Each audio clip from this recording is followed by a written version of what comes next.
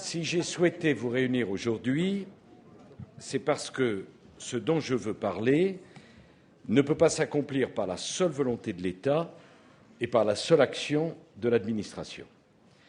Nous avons tous appris au moins une chose au cours de ces 20 dernières années, c'est qu'il ne suffisait pas de créer un ministère de la ville, ni de débloquer des crédits, ni de repeindre les immeubles, pour que dans certains quartiers, de plus en plus d'habitants ne se sentent pas laissés pour compte, abandonnés de tous, mis à l'écart de la République, de ses solidarités et de ses lois. 20 ans d'efforts de la part de tous les gouvernements, avec des moyens qui ont fini au bout du compte par être considérables, 20 ans de politique de la ville, 20 ans de travail de tant de femmes et d'hommes de bonne volonté, de tant de ministres compétents, de tant de maires ayant chevillé au corps le souci du bien public, 20 ans de travail acharné de tant d'enseignants, de tant d'éducateurs, de tant d'associations, qui ont déployé tant de trésors d'intelligence et qui n'ont pas réussi à empêcher que les fractures se creusent, qu'une forme de désespérance s'installe et finisse par devenir une souffrance. Car c'est toujours une souffrance de ne plus pouvoir espérer, c'est une souffrance de se sentir dépossédé de son avenir, d'avoir peur pour l'avenir de ses enfants, d'avoir peur du regard des autres, d'avoir peur d'une société dans laquelle on se sent étranger. Il y a des quartiers de France où il est plus difficile que partout ailleurs de s'en sortir, de réussir, de réaliser ses rêves, de réaliser ses ambitions. Il y a des quartiers de France où la vie est plus dure qu'ailleurs, parce que tous les handicaps, toutes les difficultés y sont concentrées, parce qu'il y a plus de pauvreté, plus de chômage, plus de violence, plus d'insécurité qu'ailleurs. Il y a des quartiers de France où il y a tellement de handicaps qu'ils se replient sur eux-mêmes et qu'ils ressentent tout ce qui leur est extérieur comme une menace. Il y a donc des quartiers dans notre pays où l'on a moins de droits et moins de chances que d'autres. Alors avec ce qui se passe dans ces quartiers, ce n'est pas seulement l'idée que nous nous faisons de la laïcité, c'est l'avenir d'une certaine idée de la République qui est en jeu, c'est l'idée même de la nation qui est en cause. Pendant 20 ans, on a concentré l'essentiel des efforts et des moyens pour corriger ce que l'architecture et l'urbanisme des années 60 et 70 avaient d'inhumain et de démoralisant. Pendant 20 ans, on a dépensé de l'argent, de l'énergie, de l'imagination pour remettre de la qualité là où la quantité avait été jusque-là le seul critère, quand il avait fallu venir à bout des bidonvilles, quand il avait fallu faire face à la poussée des naissances de l'après-guerre et à l'immigration. Il a fallu quand même bien longtemps pour prendre la mesure du problème que posait le cadre de vie. Je veux donc rendre hommage à tous les ministres de la Ville qui se sont succédés depuis 1988. Je veux rendre hommage notamment à Jean-Louis Borloo, qui a réussi à lancer le premier plan de rénovation urbaine réellement à la hauteur des enjeux. Il sera d'accord avec moi pour saluer le travail remarquable de l'ANRU et ses premiers succès. Je veux dire que cet effort ne sera ni arrêté ni ralenti et que cet effort se poursuivra aussi longtemps que nécessaire. Je veux donc dire à tous les maires qui veulent rénover, qui veulent construire, qui veulent faire des efforts en matière d'urbanisme, que l'État les aidera, les soutiendra et les accompagnera. Nous allons réinventer la ville, c'est un enjeu majeur, c'est un enjeu de civilisation. L'État s'y engagera fortement, et pas seulement sur le Grand Paris, mais sur tous les grands projets urbains qui contribuent à dessiner la ville du futur. Cette nouvelle ville, ce ne sont pas seulement les urbanismes et les architectes qui l'inventeront, ce n'est pas seulement la politique qui peut la bâtir, ça sera un projet de société, ça sera l'avenir, l'affaire de tous. J'appelle donc à une refondation non pas seulement de la ville dans sa dimension matérielle, mais finalement de la République elle-même. Mais à quoi servirait-il de rénover les bâtiments? À quoi servirait-il de développer les territoires si l'on ne s'occupait pas en même temps des personnes? Et c'est là que le bas a blessé sur les 20 dernières années. À quoi sert-il de casser les ghettos urbains si les ghettos qui sont dans les têtes devaient perdurer? À quoi sert-il de réinsérer les quartiers dans la ville si ceux qui les habitent restent exclus de la société? À quoi sert-il de désenclaver les territoires si ceux qui y vivent restent enclavés dans leur statut de chômeurs ou de précaires et si leurs enfants sont convaincus qu'ils n'ont aucune chance de promotion sociale? Je n'explique pas que la rénovation des bâtiments, c'est inutile, c'était parfaitement nécessaire, mais si on ne s'occupe pas des personnes, dans 5 ans, on reviendra et il faudra de nouveau s'occuper des bâtiments. Alors, depuis 25 ans, on proclame vouloir traiter les habitants des quartiers comme des citoyens à part entière. Pourtant, on ne cesse de leur appliquer des dispositifs d'exception. Depuis 1996, 751 quartiers prioritaires ont été classés en zone urbaine sensible. S'y ajoutent les 2200 quartiers prioritaires couverts par la politique de la ville. Est-ce que je peux poser une question? C'est quand tout le monde est prioritaire, qui peut l'être réellement? Aucun quartier, aucun, n'est sorti de ces dispositifs et de ces zonages qui étaient censés constituer un moyen de revenir à l'égalité. Aucun. C'est donc bien qu'il y a un problème. Pourquoi cet échec? Parce que depuis que la politique de la ville existe, les habitants des quartiers n'ont eu en fait qu'un seul ministre, celui de la ville. Et il faut bien dire que les autres administrations s'en sont désintéressées. Et il faut bien dire que malgré la politique de la ville, les services publics ont déserté les quartiers. Parce que la politique de la ville ne traite pas de la ville, mais de l'assistance dans laquelle, avec les meilleures intentions du monde, on a enfermé les habitants des quartiers. Nous voulons une politique d'égalité des chances sur l'ensemble du territoire. Nous voulons une France où on ne parlera plus de quartiers sensibles, mais de quartiers populaires, où on retrouvera l'envie d'y vivre. Cet objectif, je m'engage à le suivre, à l'évaluer, à l'atteindre, en donnant aux habitants des quartiers les mêmes services publics qu'à tous les autres. Je me demande donc aujourd'hui au ministre responsable de politique touchant la vie des habitants des quartiers de présenter chacun un programme sur 3 ans de mobilisation de leurs services sur les quartiers qui sont vraiment en difficulté. Et chacun devra présenter, avant le mois de juin, des objectifs ambitieux de réduction des écarts entre ces quartiers et l'ensemble du territoire. Il est venu le temps de redéployer nos administrations. Le Conseil interministériel des villes deviendra, sous l'autorité du Premier ministre, le lieu de décision et de suivi des résultats obtenus. Il ne sera plus un forum, mais un lieu de travail où seront examinés par les ministres des dossiers précis, quartier par quartier. Chaque administration va donc redéployer ses moyens. Pour que ce pilotage se traduise par des résultats sur le terrain, la chaîne des responsabilités sera clarifiée. Elle ira des préfets de région aux représentants de l'État dans le quartier. Je veux que ce représentant de l'État sur place soit doté d'une véritable autorité sur les services de l'État dans le quartier pour pouvoir leur imposer la mise en œuvre des objectifs définis au plan national et pour pouvoir les obliger à travailler ensemble. Je veux qu'ils soient à temps plein et qu'il y ait un représentant de l'État par quartier.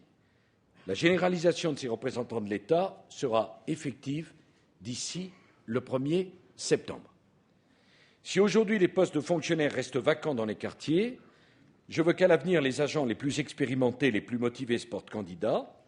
Le ministre chargé de la fonction publique proposera avant le printemps des solutions innovantes pour les y inciter.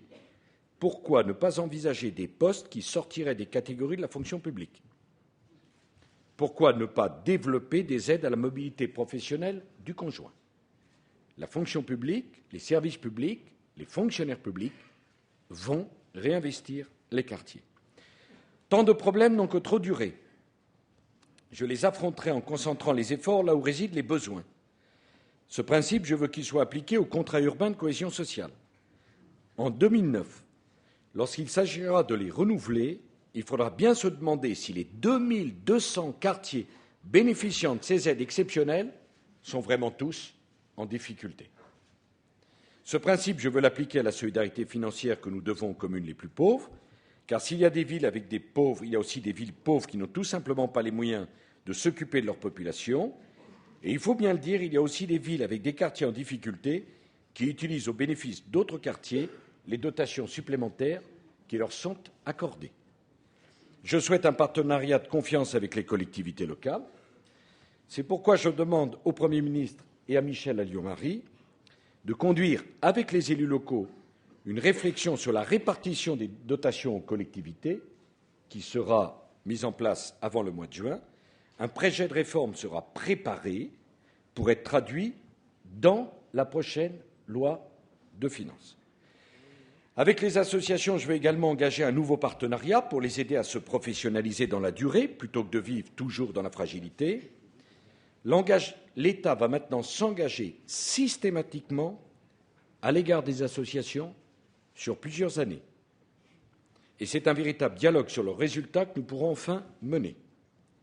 Nos relations, associations-État, vont être simplifiées. Enfin, je le dis comme je le pense. Pour financer 4 ballons de football, il n'y a pas besoin d'une commission réunissant 15 fonctionnaires.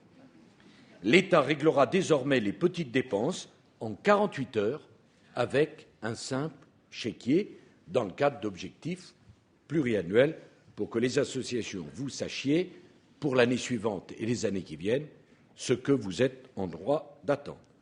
Tant d'associations, dont un grand nombre sont présentes parmi nous aujourd'hui, réalisent un travail formidable, mais en même temps, je tiens à rappeler que les efforts de la collectivité doivent aller au quartier.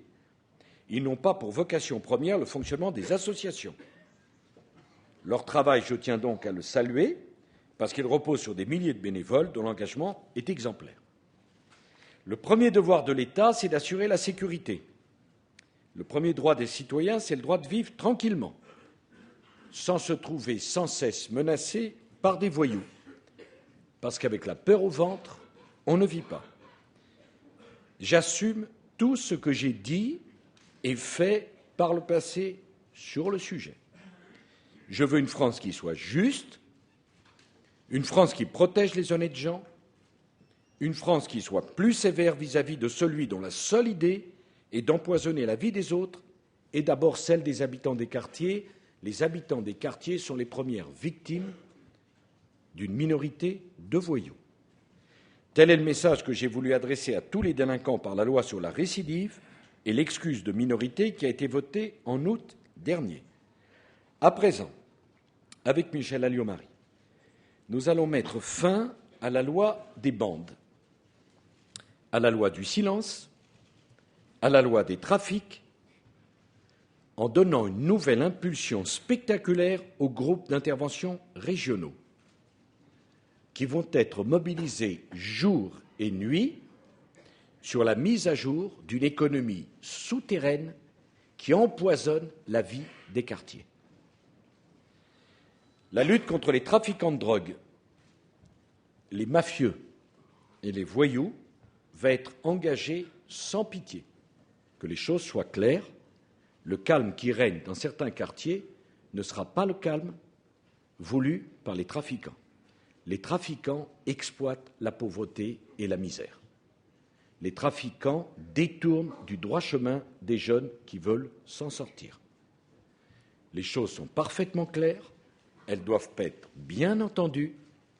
Dès demain, c'est une guerre sans merci qui sera engagée à l'endroit des trafics et des trafiquants.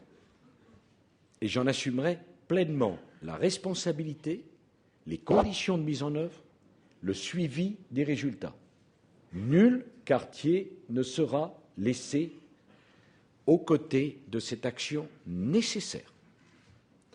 Nous allons également installer une police qui protège à tout moment les habitants des quartiers. Ce sera le rôle des 200 unités territoriales de quartier. En 3 ans, 4000 policiers viendront ainsi renforcer la sécurité dans les banlieues, notamment dans les départements les plus marqués par les violences urbaines. Contre ces violences en particulier seront déployées des compagnies spécialisées au recrutement sélectif et comptant plus d'100 d'hommes. Nous sommes décidés à nous doter des moyens nécessaires pour museler cette infime minorité qui complique tout et qui empoisonne tout. Et je ne veux pas que, malgré ces efforts, certains habitants continuent de méconnaître ce que la police fait pour eux. Et je ne veux pas que la défiance continue de servir la loi du silence. Les habitants et les forces de sécurité doivent apprendre à se connaître et à se respecter. L'éthique des forces de sécurité doit donc être au-dessus de tout soupçon. Des réservistes expérimentés seront recrutés comme délégués à la cohésion police-population. Ils s'appuieront sur des volontaires citoyens de la police nationale, c'est-à-dire des habitants, dont je veux engager le recrutement pour qu'ils s'impliquent dans la sécurité de leur propre quartier. On réduira ainsi les risques d'incompréhension et de malentendu entre les forces de sécurité et la population. Le retour de la sécurité et de la tranquillité, c'est également en finir avec ces incivilités qui empoisonnent la vie des habitants au quotidien, tapage nocturne, rodéo, squat dans les immeubles. Se respecter soi-même, c'est respecter les autres, c'est respecter son immeuble, son quartier, son environnement. Chacun doit donc prendre ses responsabilités. Il n'est pas admissible que des voitures brûlées ne soient pas évacuées avant de longs mois et que les ascenseurs ne soient pas réparés. J'ai demandé à Christine Boutin de conclure avec les bailleurs sociaux un nouveau pacte social pour qu'à l'avenir, la qualité du service qu'ils rendent aux habitants soit évaluée et qu'elle conditionne le maintien des avantages divers dont ils bénéficient. Pas de qualité, pas d'avantages. De la qualité, plus d'avantages. Et je voudrais en finir avec ce postulat idéologique, énonçant que le logement social doit être locatif, comme si on ne pouvait pas avoir des revenus modestes et devenir propriétaire. On ne mesure pas le coût, dû en partie au fait que les habitants, notamment les plus jeunes, ne s'approprient pas leur logement. Je demande donc à Christine Boutin de me présenter, à partir de l'accord déjà conclu avec les bailleurs sociaux, un plan complet en faveur de l'accession sociale à la propriété, prévoyant des règles de saine gestion des copropriétés. Briser la logique du ghetto, c'est empêcher que se renouvelle ce qui est arrivé à cette femme de Montfermeil, qui a dû refuser un emploi parce qu'elle n'a aucun moyen de se déplacer tôt le matin. Je veux dire qu'il est inadmissible que dans certains quartiers de la République, la population soit, en quelque sorte, assignée à résidence. L'État va donc se réengager pour aider les collectivités à construire des voies de bus, des tramways et à les sécuriser. 500 millions d'euros mobilisés dans le cadre du Grenelle de l'environnement seront consacrés aux quartiers en difficulté pour les désenclaver. En Île-de-France, Monsieur le Président, les besoins sont flagrants. Chacun sait qu'il est indispensable de réaliser le barreau de Gonesse pour désenclaver le quartier de la Fauconnière, Monsieur le Président, le tramway T4 jusqu'à Montfermeil et Clichy, ou encore le tram-train entre Massy et Évry. Une part de l'effort financier sera donc réservée à l'Île-de-France. Dans les autres régions, l'État apportera sa contribution aux projets qui seront présentés par les autorités organisatrices de transport des nouvelles équipes municipales pour les quartiers dont l'isolement est un obstacle à l'emploi et dont l'isolement n'a que trop duré. En attendant que les travaux lancés soient réalisés, je tiens à ce que soient créées d'urgence, donc dans l'année, cette année, les lignes d'autobus permettant un désenclavement rapide des quartiers particulièrement isolés. L'État n'admettra plus que les citoyens soient des otages des égoïsmes territoriaux, que des lignes de tramway soient construites sans desservir aussi les quartiers en difficulté. Et l'État saura en tirer des conséquences dans les aides qu'il apporte aux collectivités. Sortir du ghetto, c'est faire revenir la vie dans les quartiers. À quoi peuvent s'occuper les jeunes de Grigny qui n'ont ni cinéma ni théâtre? Quelle égalité des chances pour les 15 000 habitants du quartier nord de Bondy qui n'ont par exemple aucune banque à proximité?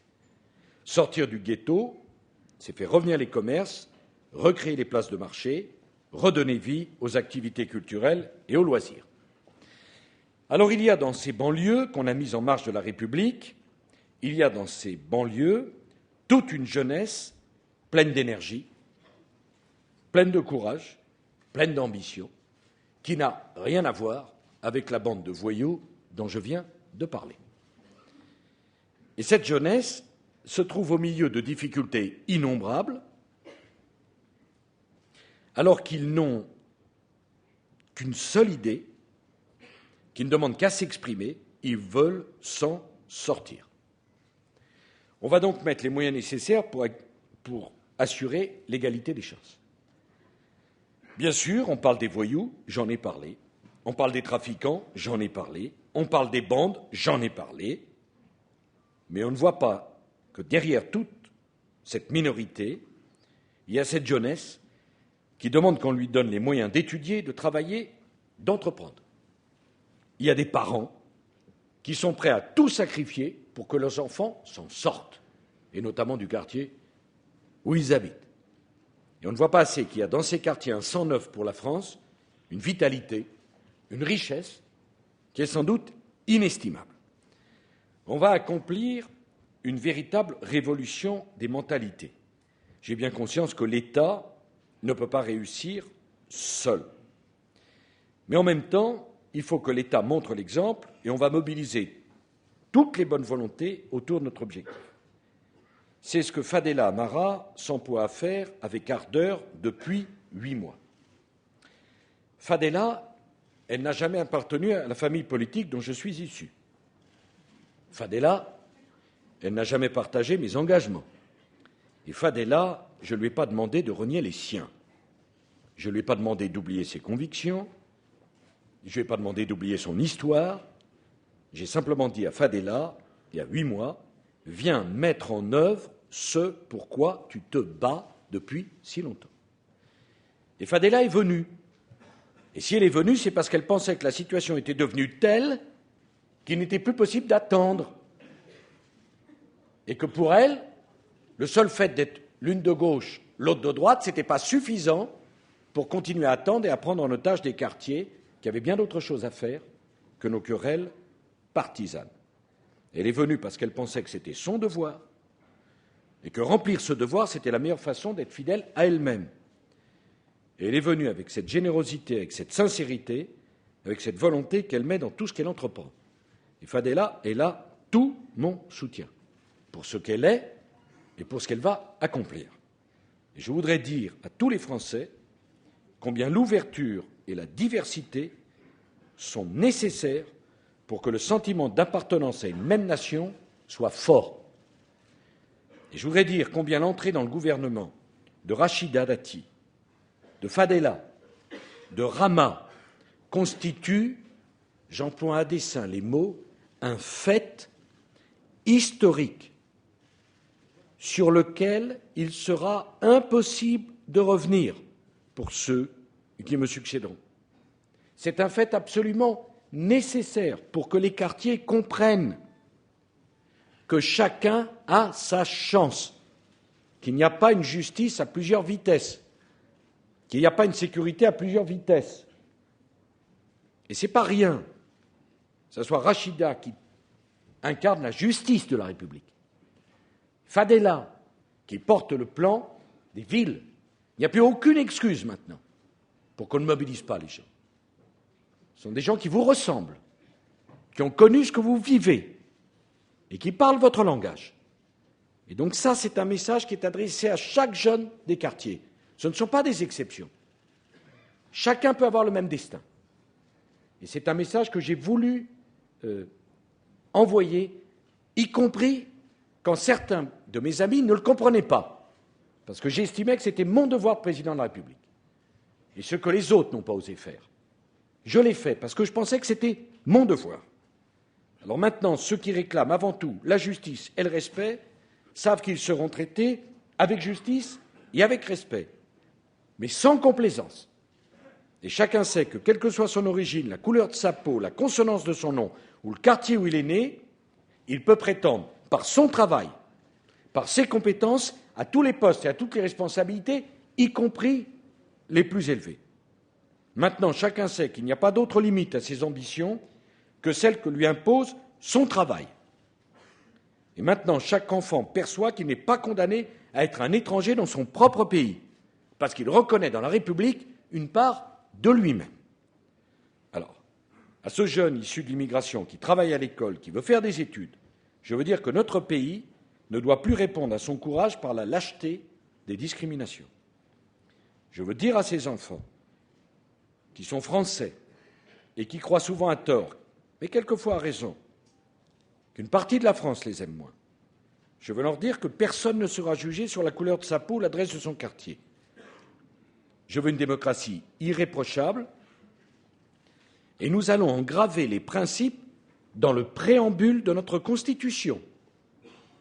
J'ai demandé à Simone Veil, je remercie encore une fois de la présence et de sa mobilisation, de conduire un débat national sur ces principes parmi lesquels il y a la diversité. Et c'est lié à la politique de la ville, la réforme du préambule de la Constitution.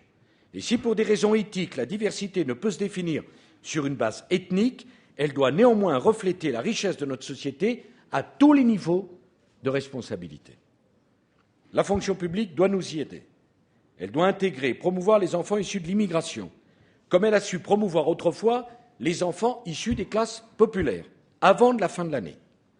Nous aurons pris des mesures pour qu'en 5 ans, la fonction publique s'ouvre largement à la diversité. Toutes les pistes sont à l'étude, et notamment les préparations spécifiques. Et pour moi, la diversité, ce n'est pas simplement pour être l'agent de police, commissaire de police. Ce n'est pas simplement pour être secrétaire dans un tribunal d'instance, pour être magistrat aussi. Et ce n'est pas simplement pour être fonctionnaire d'exécution d'une collectivité territoriale, préfet aussi. Alors je sais très bien qu'on m'a fait un bien mauvais procès sur la question de la discrimination positive. Vous appelez les choses comme vous le voulez. Je veux de la diversité à tous les niveaux de notre fonction publique. Ou alors, une partie de la France ne se reconnaîtra plus dans ses élites et dans sa République. C'est un enjeu majeur. Moi, j'ai fait ce que j'avais à faire sur la composition du gouvernement. J'attends maintenant de la fonction publique qu'on fasse ce qu'il y a à faire. Parce que la France, c'est vous tous, dans la diversité de ce que vous êtes et de ce que vous croyez. La France, c'est une nation qui fonde son unité, non pas sur l'uniformité ou sur la pureté, mais sur l'égalité et sur la fraternité. Je dois être sévère et ferme, mais juste. Juste. Et je veux que tout soit fait pour que chacun d'entre vous se sente fier d'être français. Et je ne veux plus de ce spectacle honteux pour tout le monde où une partie de jeunes Français siffle l'hymne national. Parce que ça ne grandit personne. Ne pas aimer son pays, c'est se détester soi-même. Et dans tous les pays au monde, on est fier de son pays, on est fier de l'hymne national, on est fier de son drapeau. Et on ne siffle pas. Être français, c'est avoir des droits. J'en ai parlé. Et c'est avoir des devoirs. Et nul ne peut se contenter de n'avoir que des droits. Et je le dis franchement, nul ne peut se réclamer d'être aidé, d'être soutenu, d'être accompagné, s'il n'est pas prêt à faire les efforts pour s'en sortir par lui-même. L'argent de la solidarité nationale, c'est l'argent des Français qui l'ont gagné en travaillant dur. Cet argent, on n'a pas le droit de le gaspiller. Cet argent n'a pas le droit de s'en servir pour subventionner ceux qui ne veulent pas travailler. Ceux qui ne veulent pas travailler ne seront pas aidés. Ceux qui veulent travailler seront aidés. Cet argent doit être utilisé pour réparer des accidents, pour permettre à celui qui part avec plus de handicap dans la vie d'avoir les mêmes chances de réussite que les autres, mais l'assistanat, c'est dégradant pour la personne humaine. Et ce qui devrait être l'objectif, c'est que chacun, dès lors qu'il n'est pas malade ou trop usé par la vie, puisse vivre de son travail et non du travail des autres. Il n'y a pas d'issue dans la dévalorisation du travail. Et je me refuse à proposer l'assistanat comme idéal à la jeunesse. Ce que je veux proposer à la jeunesse, c'est une formation et un emploi. Ce que je veux lui proposer, c'est l'aider, non pas à rester dans l'enfance, mais à devenir adulte. Ce que je veux proposer à la jeunesse, c'est de donner les moyens de sa liberté et de sa responsabilité. Alors j'adresse un appel aux entreprises françaises pour qu'elles redonnent un espoir à cette partie de la jeunesse qui se sent le plus abandonnée, car les entreprises ont aussi leur rôle à jouer aux côtés de tous les autres acteurs pour lutter contre l'exclusion. Je veux remercier la centaine de chefs d'entreprise qui sont présents aujourd'hui. Je veux remercier Christine Lagarde et Fadela qui vont signer dans les jours qui viennent un engagement à recruter plusieurs milliers de jeunes issus des quartiers en difficulté. Et je veux remercier Laurence Parisot qui a encouragé avec beaucoup de force cet engagement sans précédent des entreprises. Alors, je veux proposer à ces jeunes, à qui, depuis trop longtemps, dont on s'est moqué en n'offrant que des petits boulots, ou je dis les choses comme elles sont, ou des stages sans intérêt, qui ne débouchaient sur rien. On s'est moqué d'eux et on les a découragés. Et je suis prêt à prendre des exemples si on le veut. Eh bien, nous allons proposer aux jeunes un contrat d'autonomie. Ce contrat, les jeunes le signeront avec des entreprises spécialisées dans l'insertion professionnelle. Nous allons sélectionner les meilleurs. Elles travailleront avec les associations, les services de l'État, les missions locales et la NPE. Et ces entreprises, elles seront rémunérées selon leurs performances. C'est un nouveau service public d'excellence qui sera mis sur pied au cœur des cités dès le mois de juin. Alors, si l'expérience est probante dans les cités, on la généralisera à toute la France. Avec le contrat d'autonomie, les jeunes qui en ont besoin pourront apprendre les codes nécessaires à l'insertion dans l'entreprise, sans lesquels la réussite est impossible et l'accès à un emploi difficile, et ils pourront compléter leur formation. À l'issue de cette période de soutien intensif et personnalisé pour tous les jeunes qui le veulent, période qui pourra durer quelques semaines ou quelques mois selon les cas, tous les efforts seront faits pour que chacun puisse accéder à un emploi durable, un contrat d'apprentissage ou à une formation vraiment qualifiante. Et il continuera ensuite d'être suivi pendant 6 mois. Si le terme du contrat est respecté, si le jeune est assidu, s'il fait des efforts, s'il travaille, il bénéficiera en août d'une bourse. Je ne veux pas d'une société où un jeune serait contraint de refuser un entretien d'embauche parce qu'il n'aurait pas les moyens de se déplacer. Voilà, les choses sont claires. Ceux qui sont prêts à faire quelque chose pour eux-mêmes, l'État les aidera. Ceux qui ne veulent rien faire, l'État ne fera rien pour eux. Et le contrat d'autonomie, c'est un signe de confiance adressé à toute la jeunesse. On ne rend pas service à la jeunesse en n'exigeant rien d'elle. Chaque jeune qui le voudra aura ce contrat, qui débouchera sur une formation, sur un contrat d'apprentissage ou sur un emploi. Et on mettra au service de tous les jeunes les meilleures entreprises d'insertion, pour que personne, vous m'entendez bien, personne ne reste de côté. Mais pour ça, il faudra se lever tôt le matin. Et il faudra mériter, par son travail, la confiance que fait l'État. Dans les quartiers aujourd'hui, un jeune sur 2 veut créer son activité. Pour les aider, les professionnels de la création d'entreprise vont être là encore sélectionnés. Ils les accompagneront aussi bien avant qu'après la création de l'entreprise. Ils leur diront quelles actions de professionnalisation, quelles expertises sont nécessaires, comment avoir accès à la médiation bancaire ou à des financements privilégiés. La réforme de l'aide à la création d'entreprise, je veux la commencer avec les jeunes des quartiers. Au total, avec l'ensemble des outils que l'État va mobiliser, c'est 100 000 jeunes que nous allons accompagner vers l'emploi dans les 3 prochaines années. C'est un effort sans précédent que nous mettons au service de la jeunesse de nos quartiers. Vous le voyez bien, hein, beaucoup plus de sévérité pour ceux qui la méritent et un effort sans précédent pour donner une formation, un apprentissage, un emploi à tous les jeunes de nos quartiers. Je veux enfin être le président d'une France qui donne les moyens à celui qui veut s'en sortir de rattraper les échecs qu'il a connus. Le premier échec, c'est le décrochage scolaire. Chaque année, on a 150 000 jeunes qui sortent de l'école sans aucune qualification. Alors moi, je ne veux plus qu'on laisse les intermittents des collèges, ces jeunes si souvent absents, disparaître à 16 ans. On les trace et on les suit de temps en temps avant 16 ans, et après 16 ans, au revoir. On ne les revoit plus. Lorsqu'on les retrouve, dans le meilleur des cas, ils sont chômeurs, dans le pire, ils sont délinquants. Hein ? On connaît ces parcours-là. Et aujourd'hui, il faut le dire, personne ne se sent responsable de ces jeunes. Je demande à Xavier Darcos, qui j'ai une grande confiance, d'identifier ces jeunes qui ne sont inscrits dans aucun établissement l'année suivante. On va les identifier. Je préviens les oreilles sensibles. On va faire un fichier pour la bonne cause. Hein, parce que si on ne les identifie pas, je ne vois pas comment des gens qu'on ne connaît pas, on peut les prendre par la main pour les aider. Hein. Donc je demande à Xavier de faire un travail.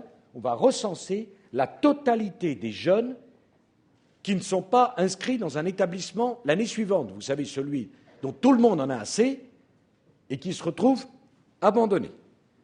Et tous les moyens vont être mobilisés, écoutez-moi bien, pour qu'à partir de 16 ans, tout jeune sorti du système scolaire sans aucune qualification soit accueilli dans une école de la deuxième chance.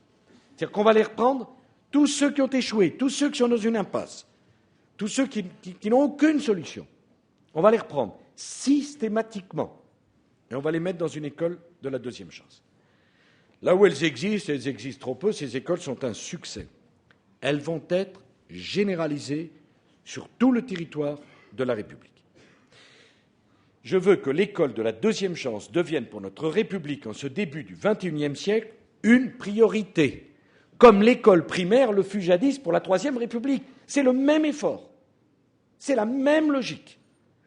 Je ne veux pas qu'on le fasse à moitié, juste pour quelques-uns, juste pour qu'un président de la République ou un ministre de la Ville aille inaugurer une école qui est tellement belle qu'elle existe nulle part ailleurs. La deuxième chance va devenir un droit pour tous. Et d'ailleurs, ces écoles, nous allons les faire bénéficier de la taxe d'apprentissage. L'État va s'engager financièrement, parce que ce qui coûte le plus cher à la société, ce qui coûte le plus cher à l'économie, c'est de laisser une partie de la jeunesse à la dérive. C'est la marginalité, parce qu'à 12 ans ou à 14 ans, on a décroché de l'école. Le développement de la deuxième chance sera la priorité de mon quinquennat. Alors il faut du temps, parce qu'il faut former des enseignants, il faut créer des structures, on va s'y mettre. C'est un dossier, Xavier, que je suivrai personnellement avec toi, parce que beaucoup de choses se jouent sur cette idée de la deuxième chance, parce que l'on sait que ce type d'école permet d'obtenir des résultats, et aujourd'hui, il n'y en a pas assez. Alors la deuxième chance est aussi celle que l'on va offrir à celui qui n'a pas le bac et qui veut poursuivre des études supérieures, celui qui, pour une raison ou une autre, a décroché du lycée ou qui veut reprendre des études. Le système de la capacité en droit doit être élargi à d'autres disciplines. On va créer des passerelles, développer des systèmes comme celui du Conservatoire national des arts et des métiers. La deuxième chance, c'est un projet de société. L'autre grande priorité, c'est de faire en sorte que la première chance puisse être réellement saisie. Dès le plus jeune âge, les enfants des milieux défavorisés qui montrent des bonnes aptitudes scolaires, qui ne peuvent pas étudier chez eux dans de bonnes conditions et qui risquent d'être happés très vite par un environnement qui les détourne de l'étude, se verront proposer un hébergement dans des internats. Pas les austères internats de jadis, des internats d'excellence, modernes, où on peut étudier et vivre, où les enfants seront totalement pris en charge pendant la semaine, où ils bénéficieront d'un accompagnement scolaire et éducatif. C'est un instrument de mixité et de promotion sociale. Et c'est une bonne façon d'aider les familles à offrir à leurs enfants une vie plus équilibrée et d'échapper à la loi de la rue. Je ne veux pas que la politique de la ville soit le tonneau des Danaïdes, parce qu'on aurait fait que panser les plaies, que l'on n'osait pas nommer et cacher des erreurs sans avoir le courage de les affronter. Je veux en finir avec des politiques qui font monter la colère de ceux qu'on en accueille si mal. Je veux que les logements sociaux cessent d'être attribués par communauté ou par ethnie. Et je demande à Brice Hortefeux et à Christine Boutin de poursuivre des discussions qu'ils ont engagées avec la plus grande fermeté. Je veux que l'on cesse de faire subir des exclusions de toutes sortes aux personnes dont l'immigration a été mal préparée. Je veux que l'on respecte la dignité des personnes qui sont accueillies en France. Alors chaque année, nous allons fixer le nombre d'étrangers à qui la France peut offrir de réelles chances d'intégration. Une commission présidée par Pierre Mazeaud examinera les principes de cette politique de quotas. Elle sera discutée au Parlement chaque année.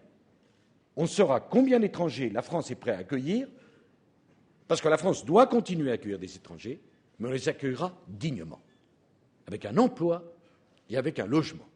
Et chacun saura ce que le gouvernement de la République française fait en la matière.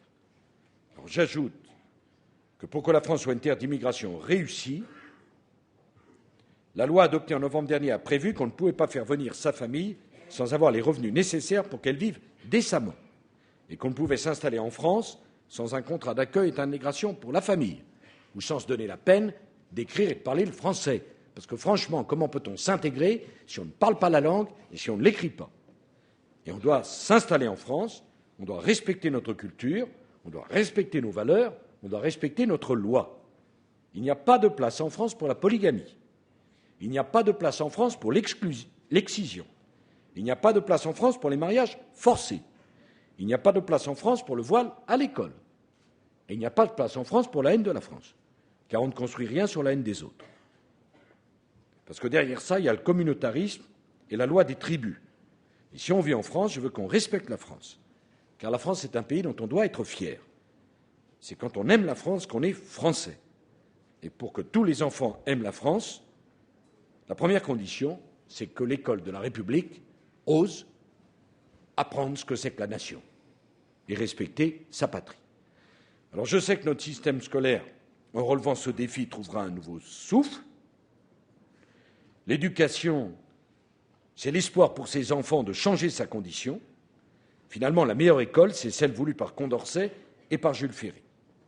Mais lorsque dans notre pays, on a scolarisé les enfants des paysans, on ne les a pas rassemblés en plein champ. Pas à ma connaissance. On a créé des internats.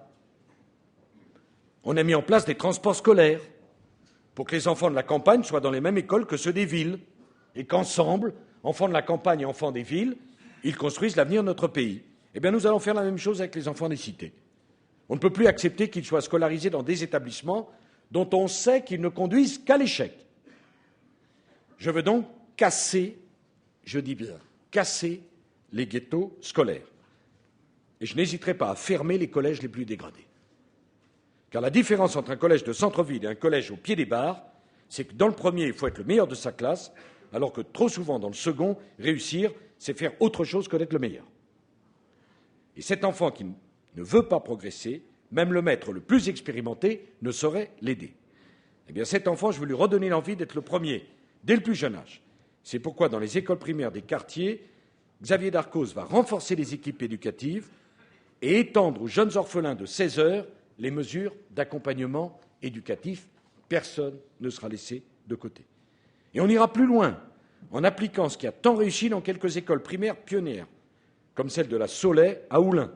Les élèves de classe entière sont scolarisés dans d'autres écoles de la même ville pour y découvrir un autre environnement, d'autres camarades et d'autres enseignants. La mixité est une condition de la réforme de la carte scolaire. La carte scolaire, elle a échoué. Et disons les choses comme elles sont.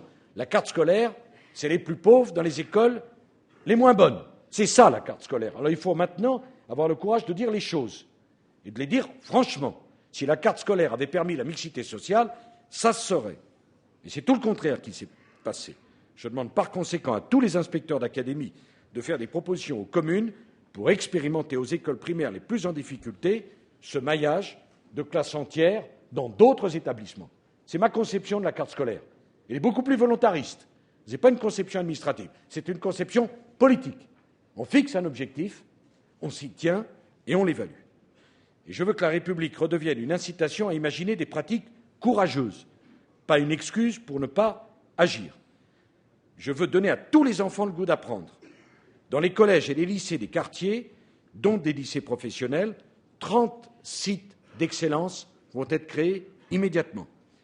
Ils auront des classes d'élite, rassemblant les meilleurs élèves et bénéficiant d'un enseignement d'excellence.